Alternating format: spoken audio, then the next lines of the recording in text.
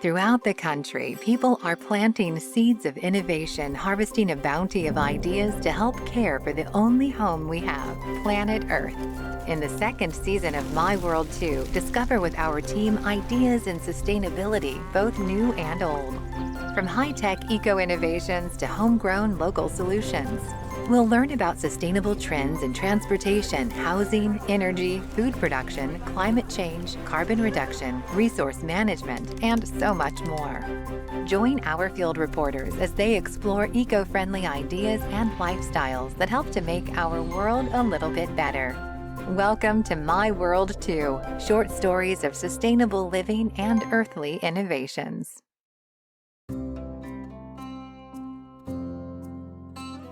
As the electric vehicle revolution grows in the U.S., there will be important changes along the highway corridors. My World 2's Nick Schmitz learns what it will take to keep us all charged up and on the road. Chris, this is a really impressive facility. Can you talk to me a little bit about this building and what goes on in here? So this is the Hill Engineering Research and Development Center. And the idea behind it is for students to work on innovative projects looking at sustainable future. There are no offices for faculty in here. It's purely for students to work on the next generation of technologies, everything from electric vehicles to biodiesel combustion, electric bikes, but really helping students perform and create these innovative projects that help us in the next generation of these sustainable technologies. So we've had a number of different projects through the years looking at electric bikes to looking at electric vehicles. Here was the first vehicle that we did, which was a plug-in series hybrid electric vehicle that ran on biodiesel, and we created it out of a 1974 Volkswagen Super Beetle to kind of show the sustainability aspect. The idea really revolves around people, prosperity, and the planet, and the goal of students to get engaged in these type of activities so that they can go off in industry and help lead innovation in these areas. Now, I know you did a study on electric vehicles and charging anxiety. Can you talk to me a little bit about that? Sure. The funded study by the Kansas Department of Transportation was looking to see how electric vehicles actually work on the Kansas-centric roads. So understanding, rain, snow, wind, the wind direction on these roads, and how commercial EVs will actually work. What we started with was essentially a model that matched the EPA predicted range of vehicles. And then from that, we said, okay, how are they going to perform in January if they're heading west on I-70? How are they going to perform, north heading on I-35 in July? So what is the impact on their range with respect to air conditioning, heating? Is it raining outside? How cold? What's the wind blowing?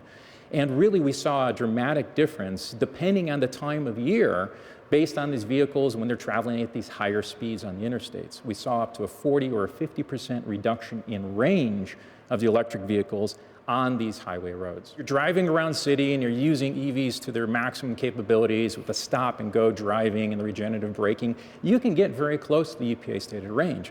But if you need to travel to the airport on highways and you're traveling at 75 miles per hour and you turn on the heating, you're going to see a dramatically reduced range. And that is something that I've experienced firsthand since I drive an electric vehicle. And taking my dad to the airport over Thanksgiving, I saw a significant reduction. So it would seem to me the way that consumers think about electric vehicles has to be a little bit different than the way we think about gas-powered vehicles.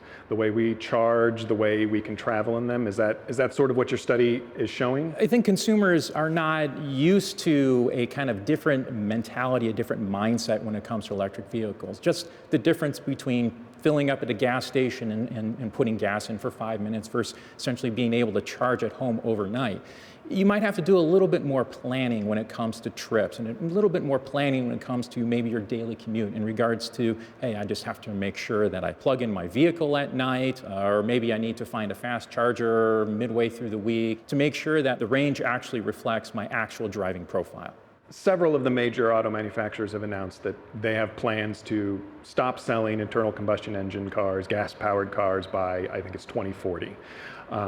So as we're making this shift, as we're being told that we're going to be making this shift to electric vehicles, what do we need to be doing? What do we need to be planning for in order to sort of make a smooth transition? Well, I think we really have to plan for more education of the consumers. First adopters with regards to electric vehicles are going to just accept them as is. They're the ones that are really interested in the technology, really want to see it basically blossom in the world. It's the typical consumer, that second generation that's going to purchase these EVs, have to be more well educated in regards to what their capabilities are. We've been driving electric vehicles now for 2 years. We have 2 electric cars in our family, and most of all, it just makes us feel really good that we're making the best choice for the environment, making the most sustainable choice, and it just so happens that we're making the most fun driving choice, the most convenient choice for us. The idea that you could get something that's good for the environment, but also going to be lower maintenance, fun to drive, things like that was very appealing.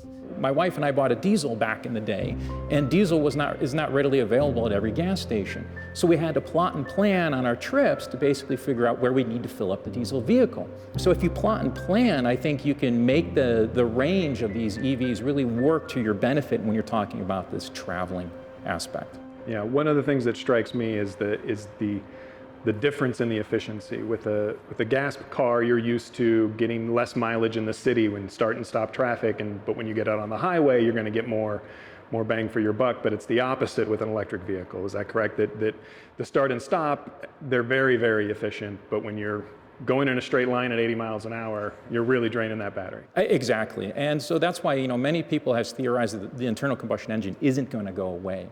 The Department of Energy predicts by 2040 we're still going to be driving a large percentage of our vehicles with combustion engines. It's because of that efficiency. Internal combustion engines very efficient at higher speeds, higher loads. Electric vehicles more efficient at lower speeds, lower loads.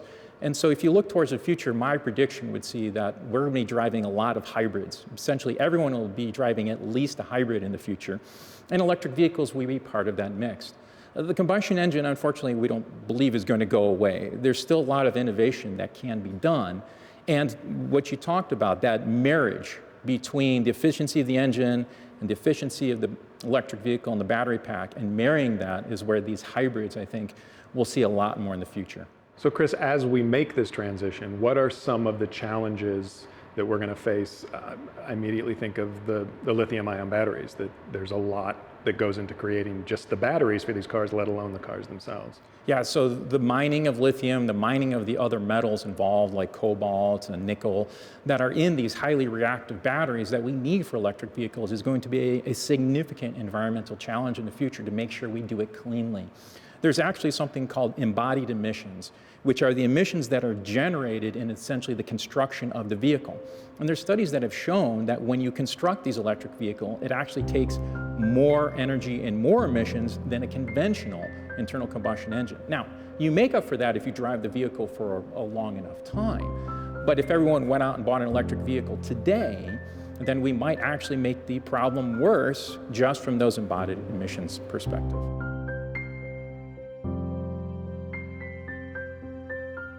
Tammy, where are we right now? We are at the 24/7 Travel Store in McPherson, Kansas. They are one of the groups that we've worked with to expand alternative fuel adoption throughout the state of Kansas. And why is McPherson an important place to have a set of these chargers? We're right here on I-135. We're right on the exit. And this is a key corridor between Wichita, Kansas, which is the largest city in Kansas, and I-70. So having this charging station here helps to connect that population, about 500,000 people in the Wichita metro, up to I-70 and then points east and west from there.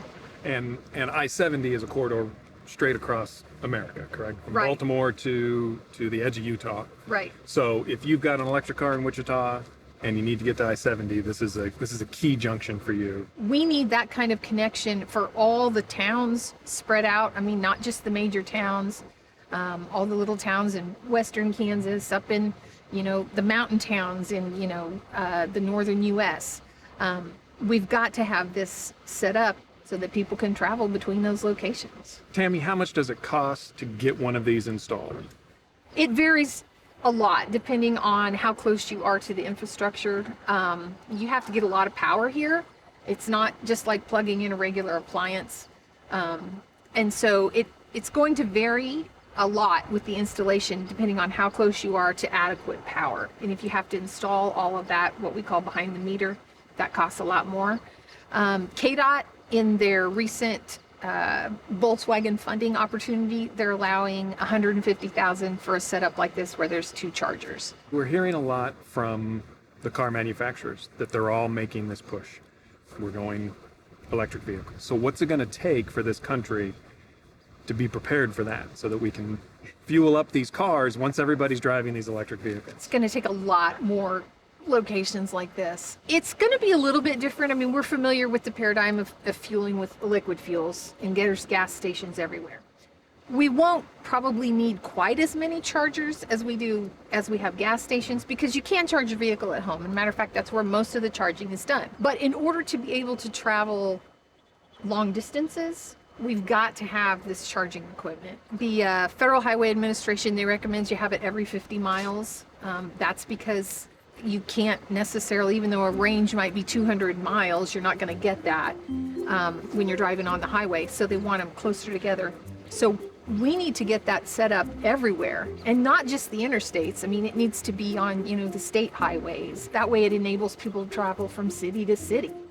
The main thing that people are always asking us are, well, where do you charge? Thinking that they need to panic, but it's just changing your mindset. Like, if you had your own gas station in your garage, would you ever choose to go out to a gas station in the middle of the freezing cold and get out there and pump gas? No, you would just do it in the comfort of your own garage. Chargers are popping up everywhere. There's ChargePoint, the ChargePoint network, Electrify America. Tesla has its own supercharger network that is adding new superchargers stations every minute. I drive a smaller electric SUV, and with the range that we get, I only have to charge maybe twice a week, depending on how far I'm going. Just around Lee Summit, I go maybe 30 miles a day, and we get 100, 150 miles range. So it's really convenient. When we do have to charge, we just pull right in our garage, plug it in, and it charges without us even knowing. Chris, what was the major catalyst for this shift from internal combustion engines to electric vehicles? Is it primarily the emission standards? Is it the environmental impact? Well, the environmental impact is definitely a factor, but I would say it was the quantum leap in battery technology. Toyota Prius came out with their hybrid, and they used nickel metal hydride batteries, and they worked well from a hybrid perspective.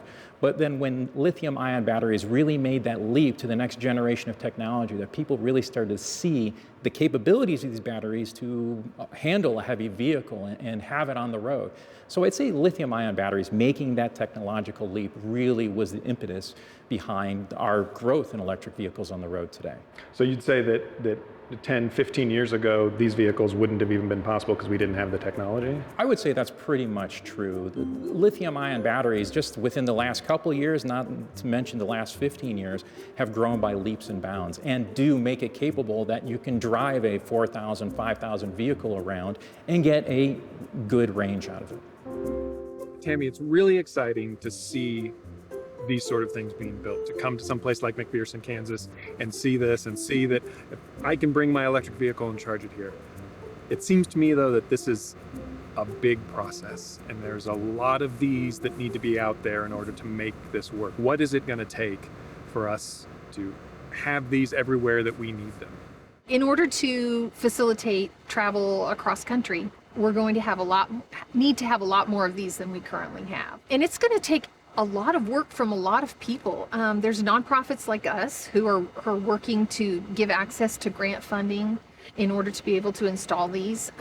It's going to take great corporate entities like 24/7 working with us to install these at their fueling locations. We're going to have input from the vehicle manufacturers. A lot of them have already said by 2030, 2035, 2040, all their vehicles are going to be electric. And so a lot of them are putting some work into the infrastructure. And quite frankly, I mean, it's going to take some input from the government, the federal government. If you kind of remember the rural electrification that went in the 40s to make sure that rural areas had just access to electricity, it's going to take a similar push in order to get enough infrastructure out there for the vehicles to be able to fuel them and to be able to travel around the country. Regardless of how you feel about electric vehicles, they're coming. They're here for passenger vehicles. The vehicles are very much great to be used and drive around. We just need more infrastructure to be able to get them from, city to city and to be able to make long distance travel a lot more convenient.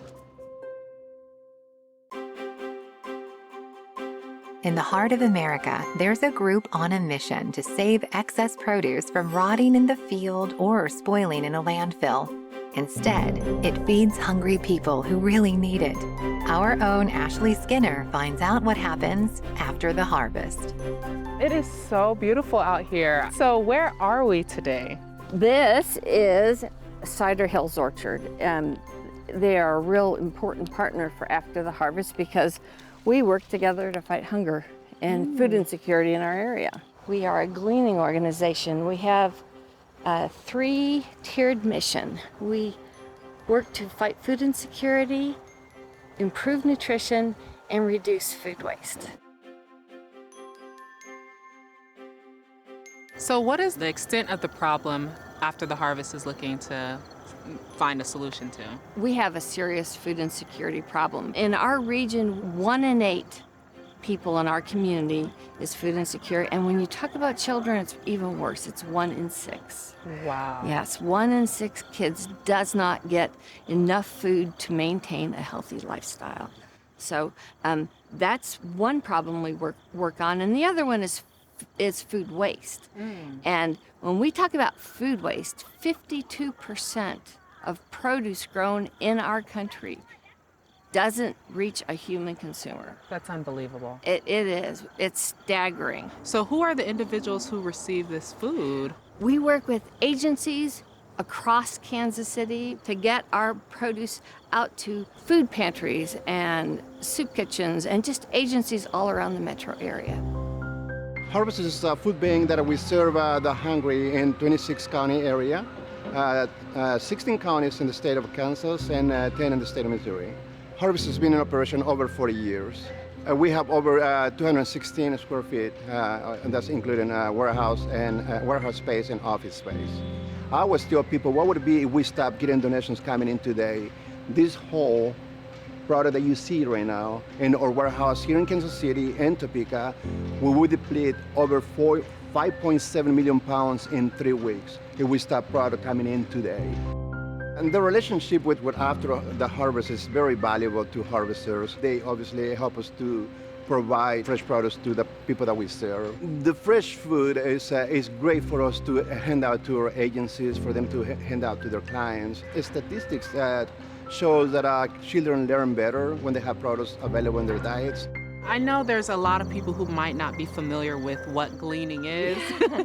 Can you share with us what is gleaning? Gleaning, the term is an ancient term. It actually, you'll see it in the Bible. It's actually the act of saving the corners of the field and not harvesting twice, but giving people who are food insecure the opportunity to get the gleaned produce and eat it for themselves. So if it wasn't for after the harvest and other gleaning groups like this, a lot of this food would be wasted. Yes, but food is wasted for obscene reasons.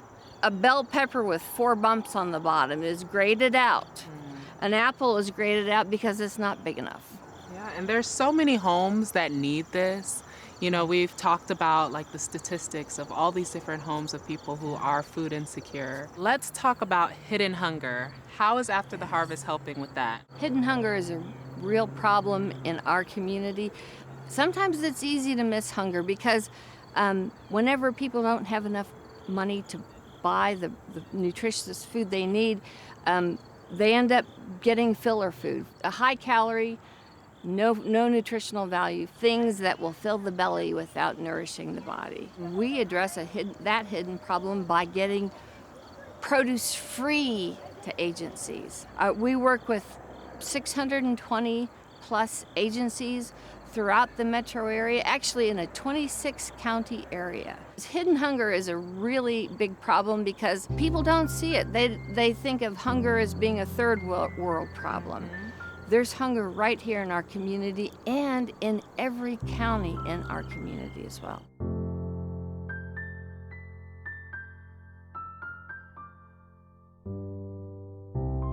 So we'll stop right here. There's a lot of great apples on the ground. Oh, wow. Yeah, these are beautiful. Yeah.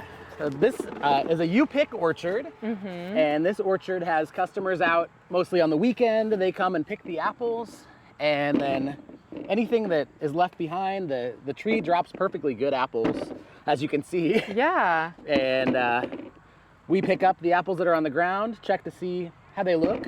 That one's got a little bit of a spot. They could go to a kitchen, they could cut that piece off and make applesauce, apple pies.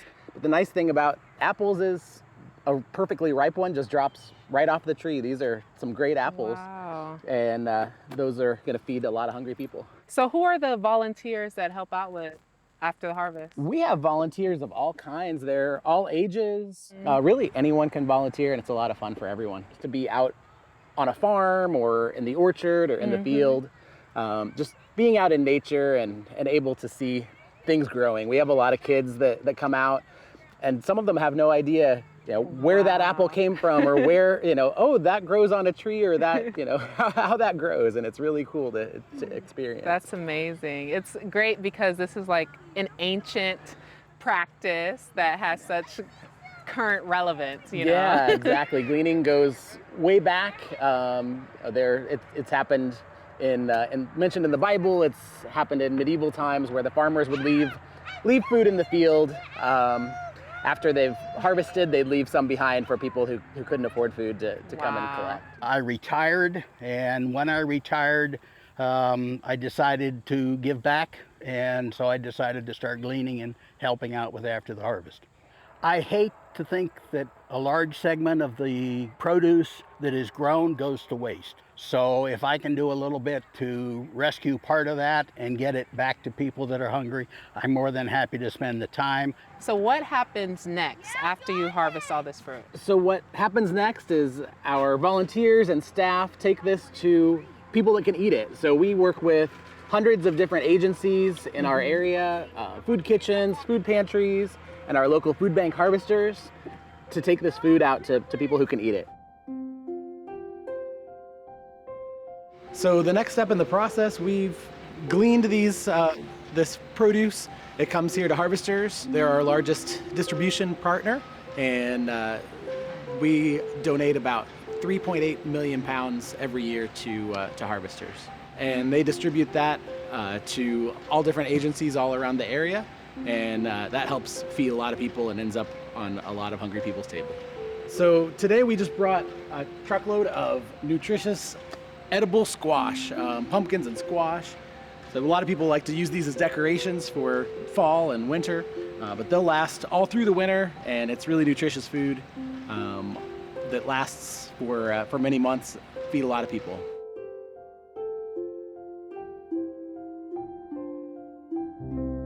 So we are in this beautiful orchard. Yeah, it's so lovely. But what are some other crops that after the harvest has been able to glean? Well, actually, we in our gleaning program gleaned 72 types of produce this year so far. 72 types. And that is, we glean everything from apples to zucchini. A to Z. And we glean everything from blueberries to watermelon. So we're all over the place. We work with more than 100 local farms. Wow. To go into their orchards and fields after they've harvested and get what's left. That's amazing. Yep. So it's wonderful, fresh, vine-ripened, sun-ripened food, and it's amazing to eat. So you guys have done such amazing work so far, but what are your plans for the future with After the Harvest? I see our organization growing. We serve 26 counties right now. We're the only gleaners in our community. We're the only gleaners in our region. Wow. So we perform an important service. And I love that you're part of a national network. That's right. Most of the gleaning organizations are located on the coasts, in places where a lot of produce is grown. So we have gleaning organizations in Washington State, Oregon, California, all across the South and Southeast where produce is grown. Hunger is not going away anytime soon. And neither is your work, right? Neither is our work. We will be here to help glean farmers' fields and orchards.